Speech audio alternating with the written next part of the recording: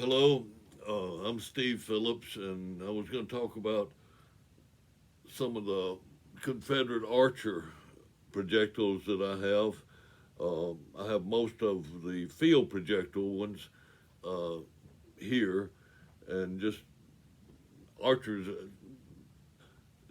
Archers didn't work good, but they've always been one of my favorites. They just look good, and we'll just start with this one here. This one I found in 1973 at Shiloh. It's a bolt, no fuse, and it's missing the sabot, which most archers are missing the sabot. They didn't work good. A lot of the less common projectiles that people find are the ones that didn't work good, and so they quit using them at most places. But this one, archers are prone to throw the sabot when they're fired, which could make them inaccurate, but also could endanger your own forward troops. Pieces of it, sort of like a James with Yankee James. Of course, these are all Confederate. These are archers, but the Yankee James was another one that was really a beautiful but a lousy projectile because it was expensive to make and looks really good, but it blew that piece of the tin and lead off and was hard on your own troops.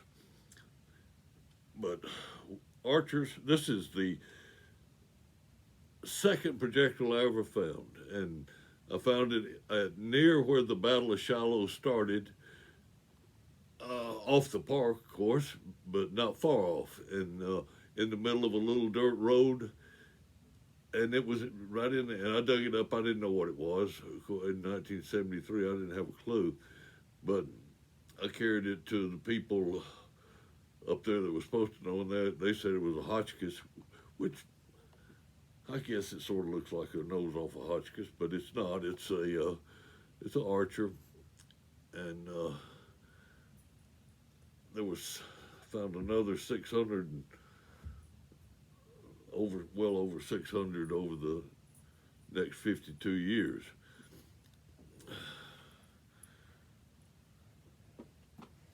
Coming to see me? Come on. You can't see Hank, but he's here. Yeah, just as Hank, he wanted to get involved on this. He's not much of a relic hunter. He's mostly into dog biscuits. Okay, get out now. I gotta talk. Here's another one of those archer bolts like that one. Let's see what it says on it. I can't remember this stuff. I don't have the memory like lots of these new guys do. They can remember everything. Yeah, this one, I bought that one from my relic hunting buddy, Bud Richards. He found that one, and it doesn't say where it came from. And here's another one like that. Bolts, I guess that's the most common archer right there. And then this is an archer shell.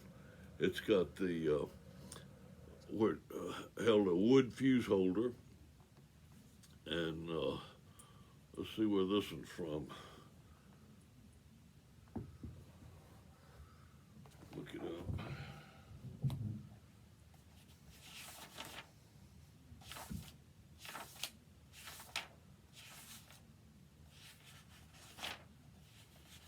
I should be prepared, but I'm not. That was found by me where they made them at Selma. It's always been a little confusing. Selma mostly made stuff late in the war, but maybe they were still making stuff that was pretty much obsolete by then. They really don't know on Selma or when they started making stuff. Everybody has opinions, but their opinions come from stuff that's written down. And if it's not written down, they think it didn't happen. But this one came from Selma. It's similar to this one right next to it. This one I bought. As you can see, it's similar, but not the same. It's about an inch taller. The one from Selma is about an inch taller. And this one here is a shell, and it's found at battlefield at Fox Gap, Maryland. 1975. See if I show who dug it. Probably don't.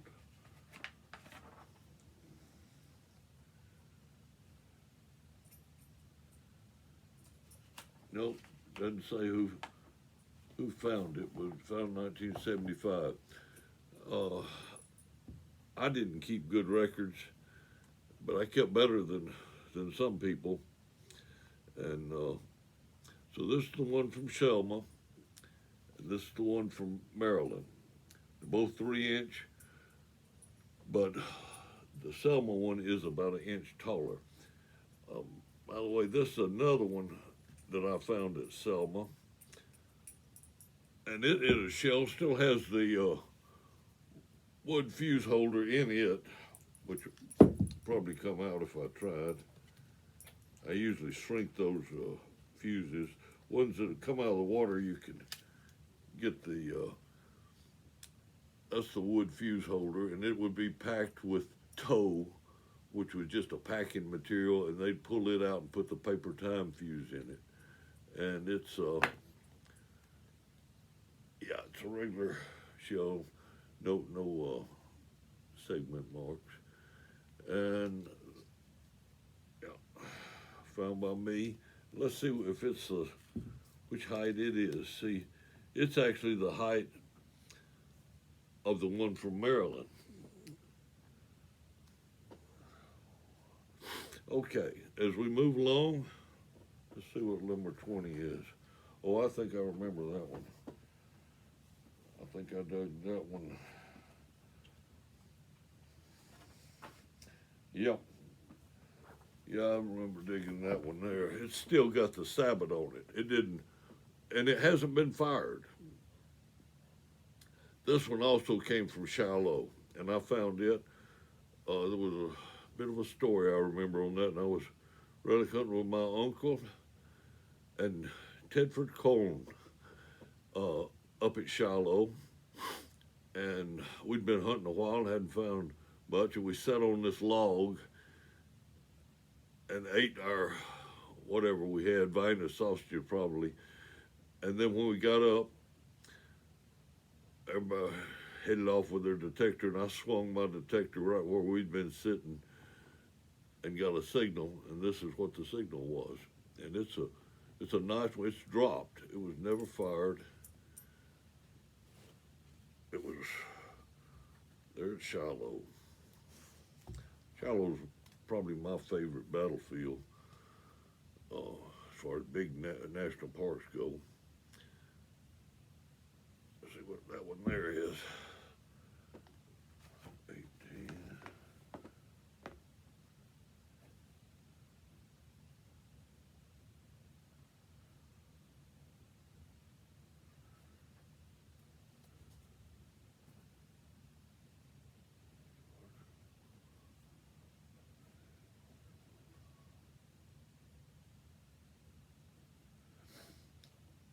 Yeah.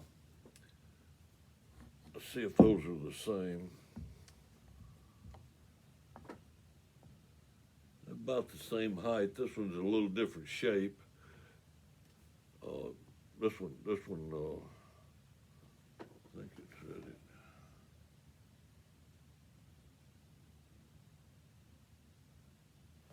I don't have any history on it to know where it came from. Probably Shiloh. I did not dig it. It is also unfired. The sabot looks a little different. You can see there's about a quarter of an inch longer on this one here, and but it's the same height, I think. But it's also got a bit. This one's a little more pointed. You see the casting marks real good on this one here, the seam mark, and this one looks a little different, a little fatter, rounded looking. This one more pointed, but just little variations. And then this one here is a pretty rare one here. It's 3.25 or 3.3 inch, and let's see if that one, if I remember right, it's from Gettysburg. Let me look it up.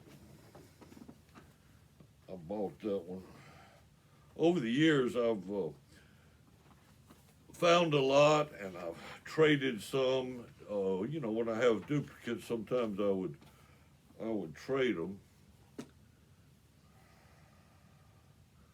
I must not be able to read. Maybe it's one of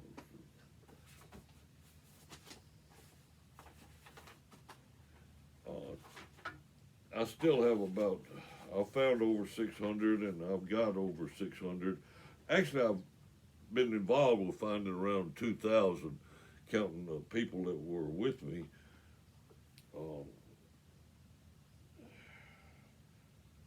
No, this one didn't come from Gettysburg. It came from Fair Oaks, which is, says Fair Oaks, Seven Pines, Virginia. I know it's a pretty rare one, and it had the tie ring on the bottom where they could tie a powder bag to it. And this one, I guess it might have been fired. I don't know. The sabot is pushed out, so it probably was fired, but it sure didn't take the rifling good. And it's a shell, and it's from Virginia. Let's see what this one is. This has got really nice rifling on it. It's an Archer from, let's see what that's going to say. It's either 49 or 19. Oh yeah, this one's found at Shiloh, and it's a nice one. It's different than these others a little bit.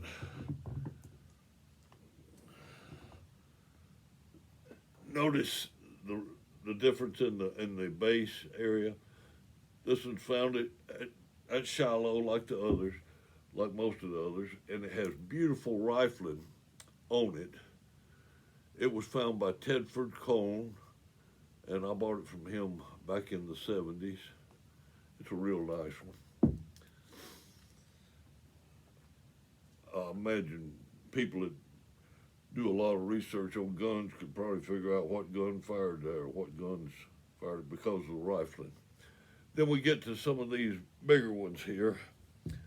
This one is, let's see, 1, 2, 2. It's a 3.3 inch.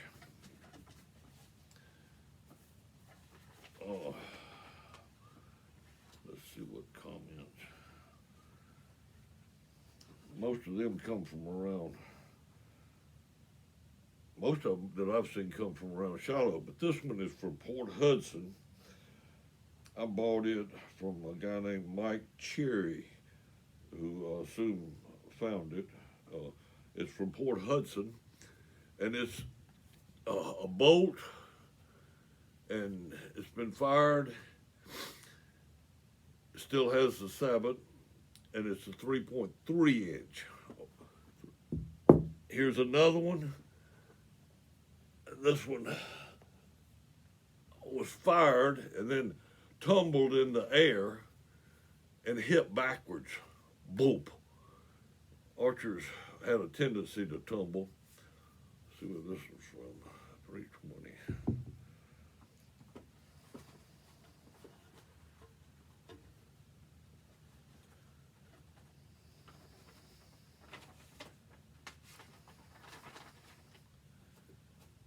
Yeah, it's from Shiloh. It was found by Bill Gurley. Yeah, I bought it in 1981, and it's uncommon.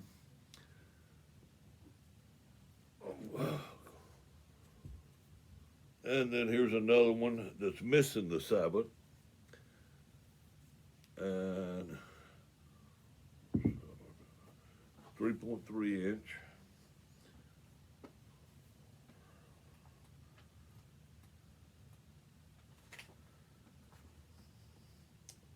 And it's from Shiloh too. This one was found by Tedford Cone. It's missing the sabot, but it's the same as these two. Here, they're all, should be all the same thing. Okay, then these others are 3 inch, and these are the rarest archers that I have.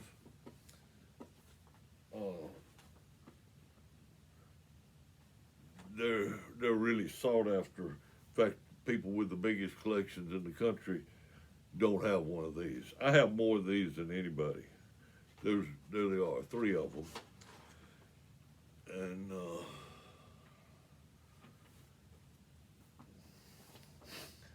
it's a 3 inch archer bolt from Florida, near Tallahassee. I don't think I'll say exactly where they come from, but I know. They were found by a fellow named Paul Stotts. In fact, he found all of them that were ever found. I traded one off to Mike Ward.